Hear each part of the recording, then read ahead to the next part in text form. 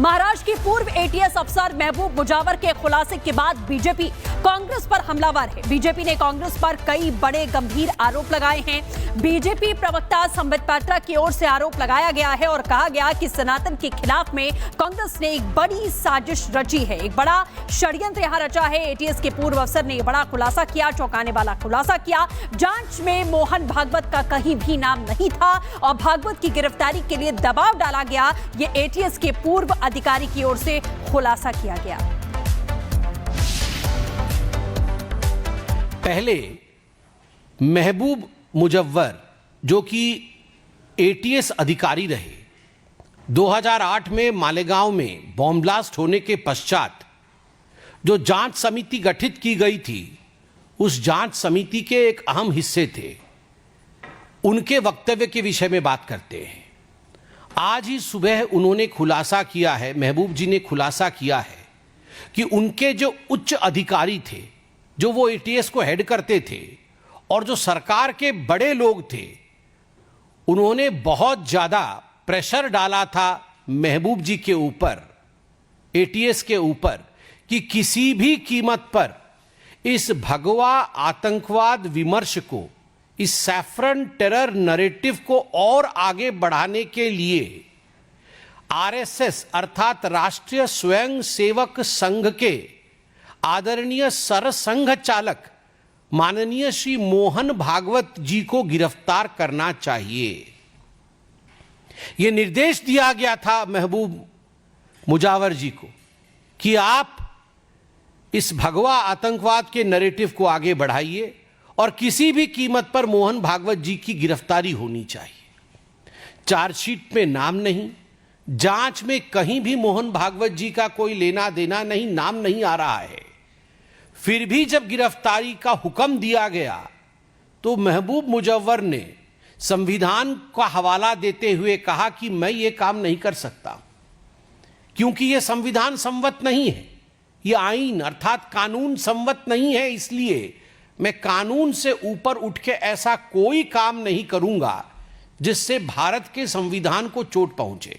और उन्होंने साफ साफ इनकार कर दिया कि मैं संघ के सरसंघ चालक जी को गिरफ्तार नहीं करूंगा, क्योंकि उनका इससे कोई लेना देना नहीं है। बदले में महबूब मुजव्वर जी के ऊपर जो अधिकारी थे, जो बड़े अधिकारी थे, उन्होंने कुछ इल्जाम लगाए। Some damning charges were pressed upon this ATS officer, Mr. महबूब मुजव्वर, जिसके कारण से उनकी पदोन्नति अर्थात प्रमोशन भी रुक गई। बाद में महबूब मुजव्वर कोर्ट में गए और कोर्ट ने उन्हें एक्विट किया, कोर्ट ने उन्हें छोड़ा। कोर्ट ने कहा कि महबूब मुजव्वर निर्दोष हैं और ये सारी चीजें जो उनके खिलाफ कही गई हैं वो गलत है। बीजेपी ने कांग्रेस पर निशाना साधा और आपको बता दूं, बीजेपी प्रवक्ता संबित पात्रा ने क्या कुछ कहा वो आप सुन ही रहे थे। कांग्रेस ने 17 साल सेना, संत, सनातन और संविधान पर आक्रमण किया है, ये बीजेपी का कहना है। कांग्रेस सनातन को मिटा नहीं पाएगी, कभी भी ये सपना कांग्रेस का पूरा नहीं हो पाएगा। सेना, संत, सनातन पर कांग्रेस ने जमकर हमला किया, भगवा और हिंदुओं को आतंकवादी कहकर संबोधित किया। 17 साल कांग्रेस ने सेना पर आक्रमण किया, ये बीजेपी ने कहा। क्या कुछ कह रहे हैं, आपको सुनवाते हैं। ये जो पूरा प्रक्रिया हुआ है मालेगांव के ब्लास्ट का, 17 वर्षों बाद निर्दोष घोषित किए गए हैं। जो साथी निर्दोष घोषित किए गए हैं भारतवर्ष के, उनमें से एक सेना में है, उनमें से एक साध्वी है।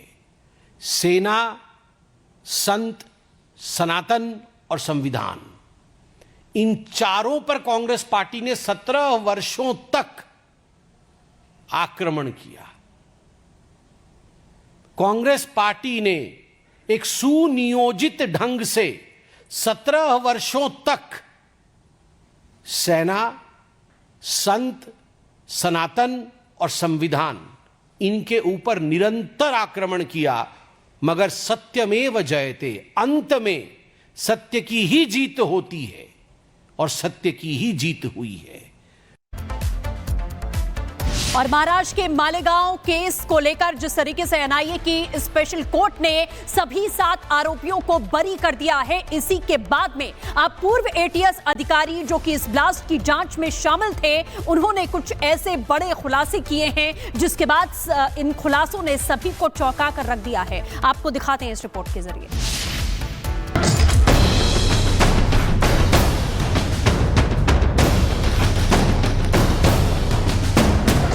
मालेगांव ब्लास्ट केस में आरोपियों को क्लीन चिट मिलने के 24 घंटे भी नहीं हुए थे कि एक सनसनीखेज खुलासा हुआ। खुलासा मालेगांव ब्लास्ट केस में हिंदू आतंकवाद की फेक थ्योरी को लेकर।